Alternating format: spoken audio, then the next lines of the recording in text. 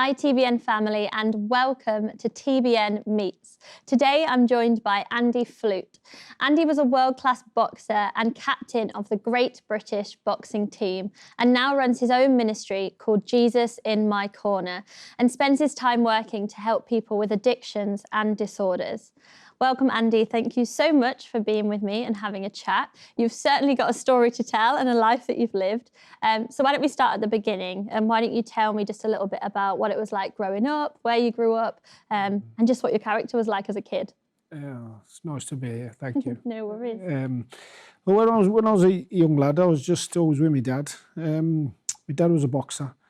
My uncle was a boxer. My brother was a boxer. That's how I got into the boxing scene. I had a great childhood. My dad had got horses and stuff. I was a bit different to other kids. When I was after school, I was on the bikes. I was out on my horse. I was always a bit different. And I just followed my dad to the boxing gyms. And then I just started learning from a young age. And then it just went through. I carried on going to the gyms up until I was 11. Then I was able to box to have my first proper amateur boxing fight at the age of 11. Wow. And I carried on from the age of 11 up until I was in my 30s without a year off. You know, I loved it that much. Yeah. You know, so I guess, did you get a lot of advice and kind of training within the family then as well? Yeah, because my dad was a good boxer. So, you know, and you know, it was something I wanted to pursue and I wanted to do and I wanted to be the best at it, you know. And I wouldn't, like, out of all my, like, over 100 amateur fights, I wouldn't like nearly most of them, like over 85% of them. Right. You know, and I loved it, to be honest. I love I know it's a hard boxing game, but, you know, it's what I wanted to do. Yeah. You know. And if you were that young, like, how many hours would you have to put in to train then at that age? Yeah, well, you know, I used to go to the gym, like, most days, you know, after school and stuff like that. I never wanted to go to school, to be honest. Right. You know, I was a bit naughty at school. You know, I didn't do very well at school. I was naughty. But, you know, because I wasn't interested in schoolwork or anything, I was interested in boxing. Yeah. Do you know? And I just wanted to be a boxer. Yeah, I suppose if you found something that you were that good at, especially at that age, it's quite exciting, isn't it? Yeah, it's no surprise you wanted to kind of keep going. Mm-hmm. So I guess going from being like a newbie and training, realising you've got a kind of gift for it, what changed in your life when you went from being a newbie to like an established boxer? Well, from the age of 11, as the years went by, I was entered into different championships and stuff.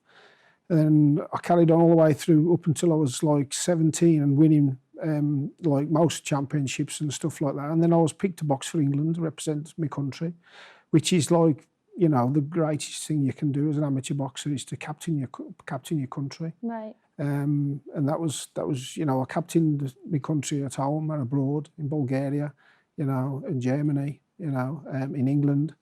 And, you know, that's just to have the national anthem played to represent your country is, you know, even the number one middleweight for, you know, for your country is just, you know, there ain't no better, you know, there's nothing better. You've reached, right. you've reached the highs that you're representing your country. Yeah. You know, so, you know, that was just an amazing experience to, you know, to you know, to go over and up to the other countries as well and represent your country over there.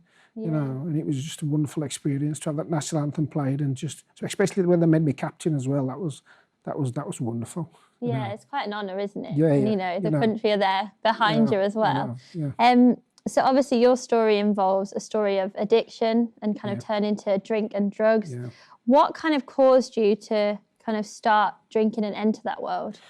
Well, what sort of tended to happen is because I was winning most of my fights, I was tending to have a drink after me to celebrate my boxing victories. And it just started off as a you know, a celebration drink. And I liked the taste of drink. I liked the way it made me feel. I just liked it. And it started from then, to be honest. And then I was, all the way through my career then, to be honest, I was battling with the drink once I'd got the taste for it. All the way through my juniors, I was okay. Right. You know, but when I started to go into senior boxing, you know, from the age of 18, when I was old enough to drink, I was always fighting to have a drink, Yeah. you know. Did it really affect your training or anything like that? Or was it kind of you were just going full steam ahead with both? It for a while, it was never a problem. I was just a social drinker. I was just a drinker at weekends, or I was just I was just I was just normal. Nobody sets out to be an alcoholic. It just builds up over time. But I pursued my boxing career. But as my boxing career was taking off, my drinking career was taking off as well. Right. Yeah. So where did you realise, or what point did you get to where you realised like this is a problem, or did you realise? Well, I carried it for years and years, and I managed to box well and still drink at the same time. I really did, and I don't know to this day now. I'm like older how I did manage to do it, but I did. I did manage to do it. I can truthfully say I never reached my potential because of me drinking and my lifestyle. But when you're that age, I was that strong and tough, and I just thought I'm invincible. And I'd got that boxer's mentality where I just thought nobody can beat me anyway. Yeah. And I was like that. And I was strong, and I was, and I just thought, well, I can do both.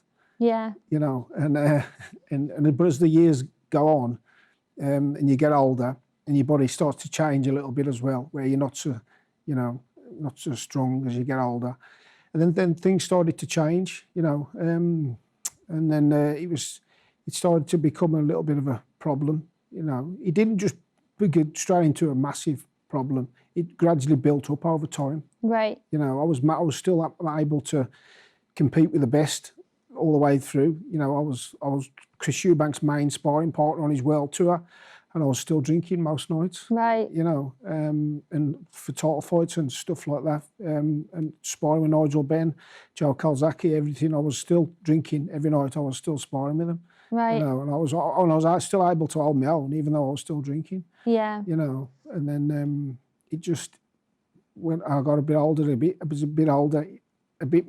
farther, a bit older, the problem just increased. Right, I'm with you. So when the problem was at its worst, how much would you be drinking? Oh, at its worst. Well, I can't put a figure on it.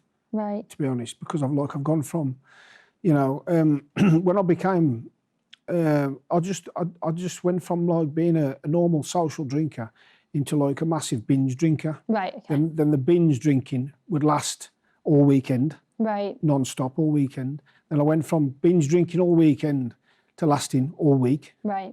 So it's just a gradual thing. Then I could last. Then it would last all week into 2 weeks, and then it would last 3 weeks, where I should just consume. And I turned into the sort of alcoholic that I used to drink till I physically couldn't drink another drop. Right. Till my body wouldn't allow me to drink another drop. And then I would have to just suffer to get through it, to get well. Yeah. And then I'd do it again. Yeah. I'd do it again. Just the compulsion to drink. I think that the worst, that the one newspaper did an article on me, the Sunday Mercury, where I drunk 16 bottles of Jack Daniels in 4 days. Right. That's enough to kill somebody. Yeah, of course. I couldn't. I tried everything to stop. I tried everything in my own strength to stop. Do you think then that you were unable to stop in your own strength? Because I know you had kind of a turning point in your life where you found your faith. Do you want to tell us a bit about how that happened and how you kind of met with Christ? But I mean, that went on for years, to be honest. I struggled for years, and I kept thinking I can beat this addiction on my own. And then I started to take drugs as well at the same time. When the two went hand in hand. I'd sniff an old gram of cocaine in one go, and I'd sniff tequila up the other nose as well, right, up the other nostril, and then I was just me, always got to try and do more than anybody else. Right. Do you know what I mean? And then it would just get to that stage where I was just totally just out of it. you know. But I tried everything, and somebody said to me, go to Alcoholics Anonymous. And so, you know, I went and give it a go. I thought I'll give it a go. And they talked of a higher power. And I thought, higher power, I don't know about that. I ain't interested in that. You know, I'll do it myself. I thought it was a lot of rubbish, to be honest. And but you know, I kept going to these meetings, and I met new people and new you know, other alcoholics, and I didn't realise I was on my own. You know, so Alcoholics Anonymous is a good fellowship. Right. You know, and you talk to people with the same problems, because when you think you were just on your own. Yeah. And I got friends with quite a few people, swap phone numbers and stuff like that, and I got myself a sponsor. You know, even though I still kept failing, having a bit of sobriety, failing, having a bit of sobriety, having a binge on the drink, having a binge on the drugs. It was just a roller coaster, to be honest. You know, it stripped me of everything. Like, I went from being a local hero to being a local drunk, where I was on the back page of the paper for me fighting, Right. and I was on the front page for me drinking and you know, and all my trouble, what it caused and stuff like that. You know, but it went that bad that I was just, you know, I'd actually sick into a pint glass, sick pure vodka, then I'd just drink the pint of vodka. That's how bad I'd got. Yeah. Because I was just isolated, stuck in a room. There's no pleasure in that, but I was just so addicted. Yeah. So, you know, you know, You're just in that place. nobody know what to do. I mean, my dad, who was my trainer, who was me, you know, everything. They all knew what to do. I lost my marriage. I lost a lot of things, you know. It just stripped me of everything, to be honest. Yeah. You know, it really, really took me, you know, to the depths of despair. Right. You know. And is that when you then became a Christian? How did that come about? Well, what happened was, you know, I thought, you know, I'd got some sobriety, and I went to a boxing event, and somebody pushed a drink my way, and I thought I'll only have one, you know, and it finished up. You know, I finished up isolated, stuck in a room. Right. And that binge just lasted for nearly 2 weeks. And in that, I just consumed that much alcohol. You know, it was just absolutely horrendous.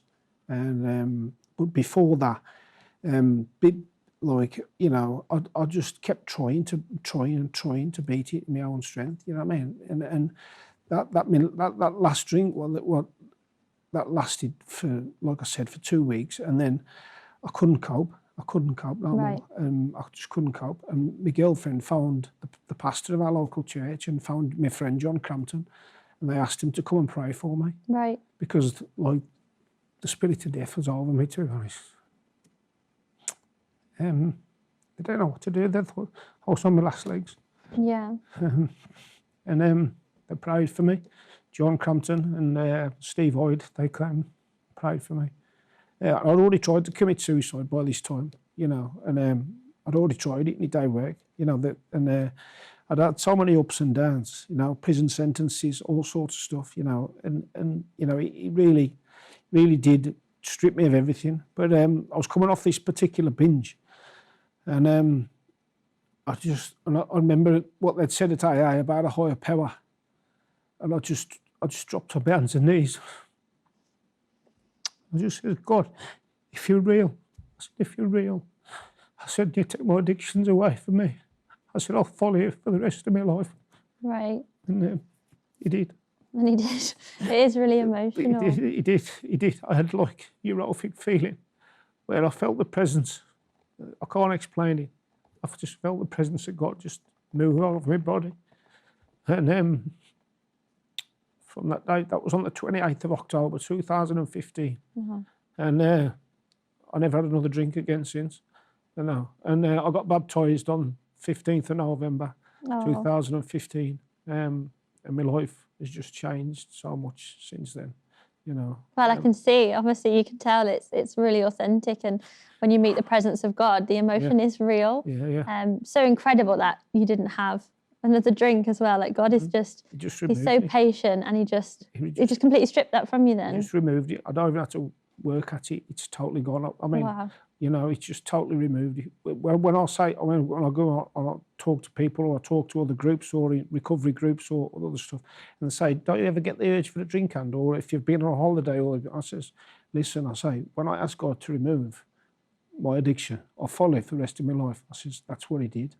I says, I don't have to work at it. I says, I haven't got the devil on my shoulder no more telling me to have a drink. I said, he removed it. And I said, and I'll do my end by saying I'll follow him for the rest of my life. You know, and I says, you know, I mean, my favourite Bible verse is 2 Corinthians. The old has gone, the new is here. Yeah. You know, because I am a new creation.